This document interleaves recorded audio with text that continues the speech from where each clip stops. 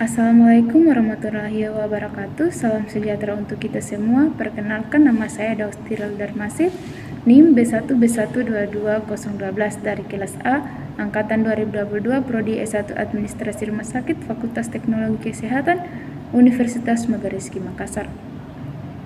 Di sini saya memenuhi tugas pengganti UTS dari mata kuliah perilaku organisasi untuk membahas tentang materi-materi perilaku organisasi.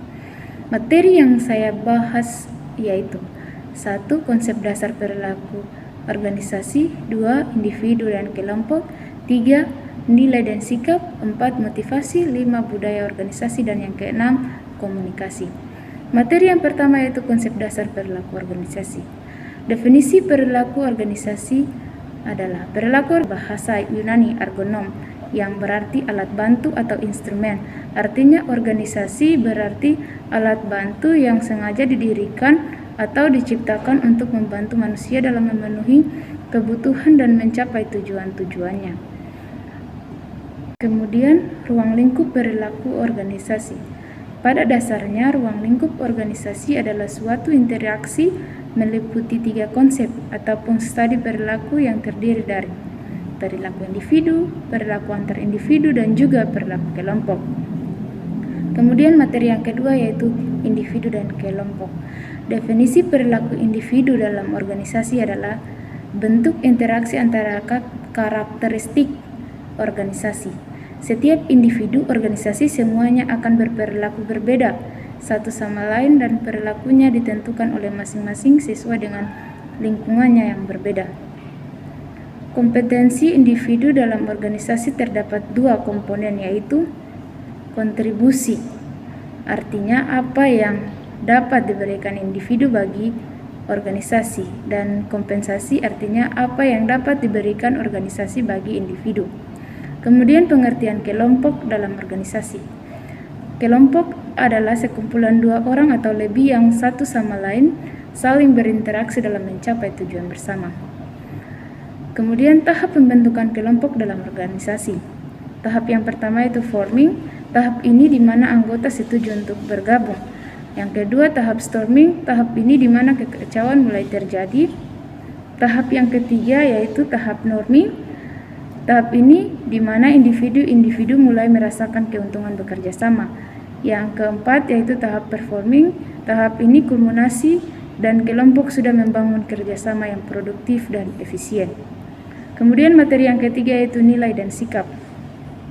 Definisi nilai. Nilai merupakan dasar terdalam, acuan dan motor penggerak motivasi, sikap dan tindakan, artinya nilai merupakan gambaran yang menentukan apa yang penting dan apa yang tidak penting.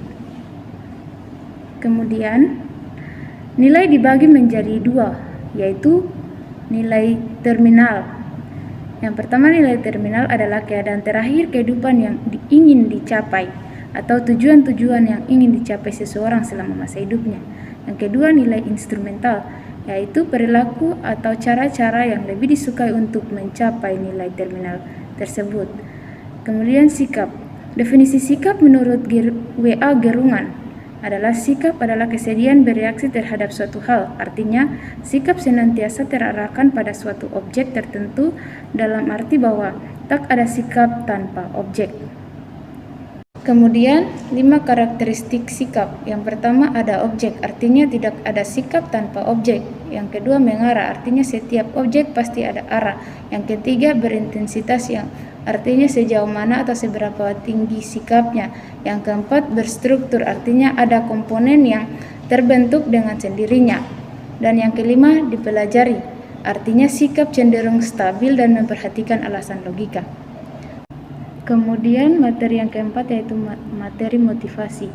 Pengertian motivasi. Kata motivasi atau motivation kata dasarnya adalah motif, yang berarti dorongan, sebab atau alasan seseorang melakukan sesuatu. Artinya suatu kondisi yang mendorong atau menjadi sebab seseorang melakukan sesuatu perbuatan atau kegiatan yang berlangsung secara sadar.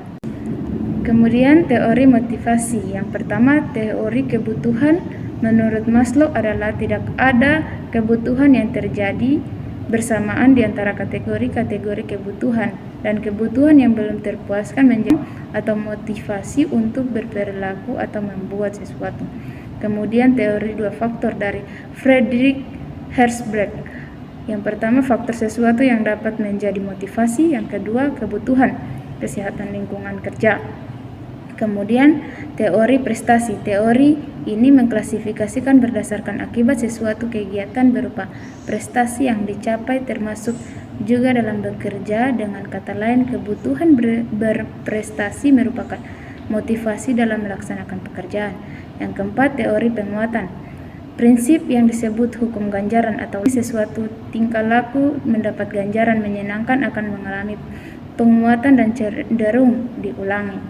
Kemudian teori harapan. Teori ini berpegang pada prinsip yang mengatakan terhadap hubungan yang erat antara pengertian seseorang mengenai sesuatu tingkah laku dengan hasil yang ingin diperoleh sebagai harapan. Yang keenam, teori tujuan sebagai motivasi.